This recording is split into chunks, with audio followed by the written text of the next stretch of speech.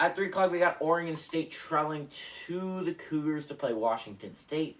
Oregon State favored by 3.5 points of the game on the Pac-12 Network. The insane thing is Washington is 55-47 all time. Last 7 games have gone to Washington State. Oregon State, to show you how phenomenal of a job this guy has done in turning around Oregon State. Remember, this was a program that was Arizona at one time, right? This is the program. This is insane. That was Arizona. You think about what Arizona is now, that was Oregon State a couple years ago. The absolute doormat of the Pac-12. They hire this guy. Obviously, he doesn't turn it around in 1 year, but he's incrementally built it up. Last year, they weren't phenomenal, but they did win the Civil War. And I cannot tell you how huge that is to an Oregon State program that had been dominated by Oregon for so many years.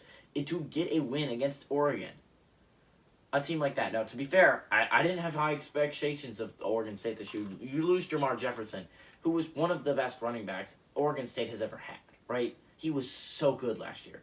It would be like, Jermar Jefferson's going to get the football. It was like Jonathan Taylor with Wisconsin. You knew he was going to get the ball, but you still can't stop him.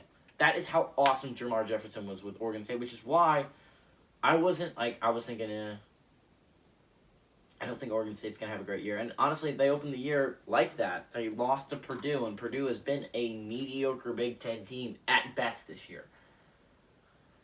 But then you have the Beavers. The Beavers have gone undefeated since then. They beat Washington last week. I understand Washington's not a phenomenal football team, but it's still a win against Washington. And they have not had that in a while. This would be so huge for the Beavers program.